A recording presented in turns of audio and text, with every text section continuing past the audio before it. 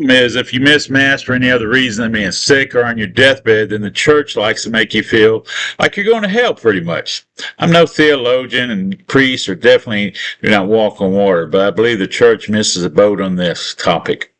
Let me explain. But first, welcome to the Struggling Catholic, the channel for those that have been struggling with the church, faith, and themselves. I ask the hard questions for you. No one is walking on water here. No one looks down on anyone here. If you're a Bible thumper, a theologian that believes he knows more than everyone else, someone that just knows everything, I don't know if this is going to be the channel for you.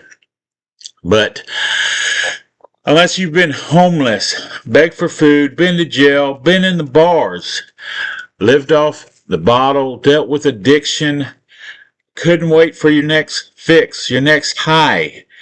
You didn't know where your next meal was coming from. You've been abused.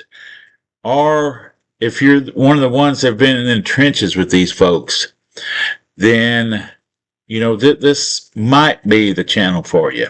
Missing mass. We're all pretty much should know that everyone, especially on YouTube, likes to remind us how it is sinful to miss mass, with the main exception that you're sick.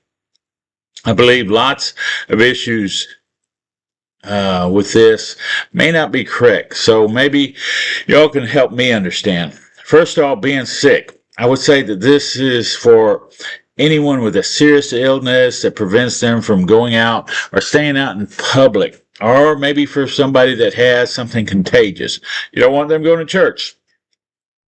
What about those people that have mental health issues, that they just stress out, they get anxiety, and real bad when they're around a bunch of people, a bunch of crowds and stuff? What about somebody who tied one on last night?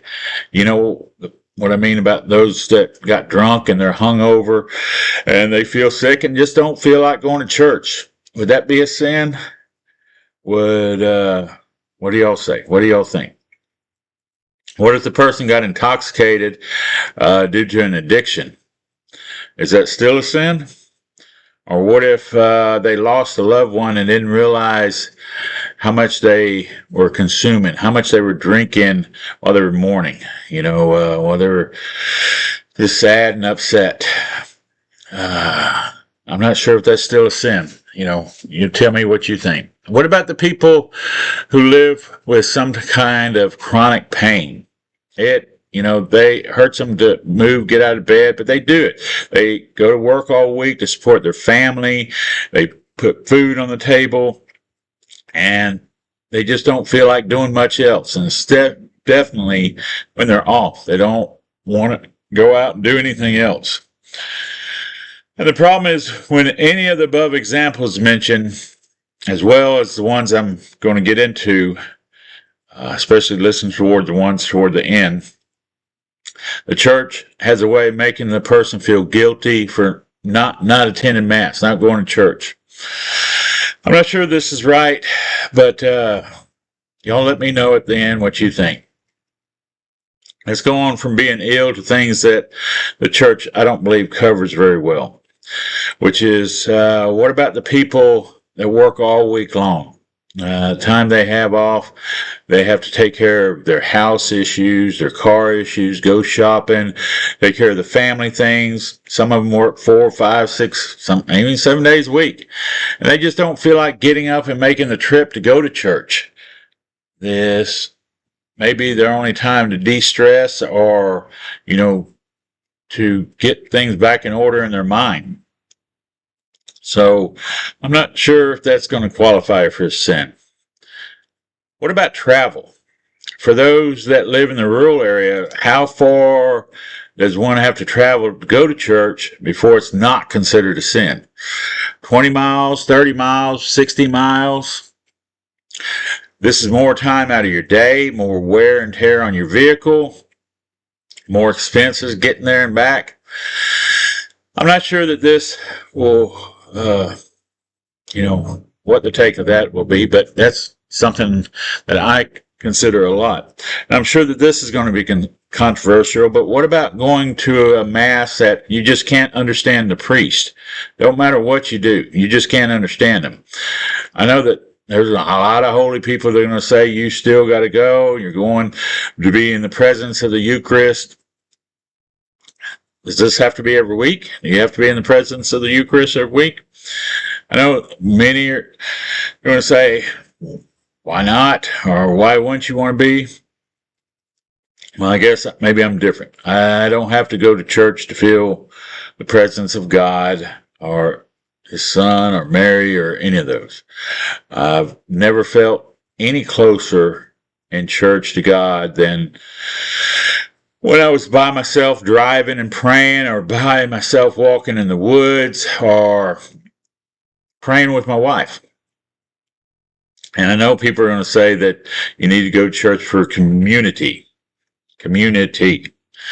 Well, that doesn't really fly, because I don't know the exact numbers, but I know that it's probably less than 5% of people in the congregation are involved in the church. And the low number, it may be sad in actuality, but at the same time, everyone has lives, just like I was mentioning. And that involves doing lots of things outside of church. Not to mention, there's a lot of churches, especially the bigger ones, have armed security people. And I understand the need. I understand this. But I don't know about you, but that doesn't make me feel more trusting of anybody there that I want to go hang out with. But it's easy for somebody wearing a collar to condemn you for not going to church or being involved in the church and doing stuff, when that is their life. That's all they do. They, day in and day out, every day, they hold church. And I understand that's their job. So, of course, they're going to want others to come and do, go to church. And they just don't see what the problem is when you don't do it. Any of those that have made it this far and that I've offended, I apologize. That was not my intention. And I do not want to discourage anyone from not going to church. I do know the importance of it. And if I had a message, it'd be, go to church. But I believe the church and the priests, and especially all your Catholic YouTubers, which I like lots of them, but maybe they ought to tone it down a little bit on just quoting the Didache or the Catechism or somebody about something being a sin, and that, the guilt treatment thing, that just, man. But tell me what y'all think. Am I way off? This is a new channel, so please leave a comment. Let me know. And like and subscribe. I got lots of topics I'm going to be talking about going forward. Once again, it's things I think are hard to talk about, but some will be lighthearted as well. But thank you if you made it this far. God bless, and we'll see you on the next one.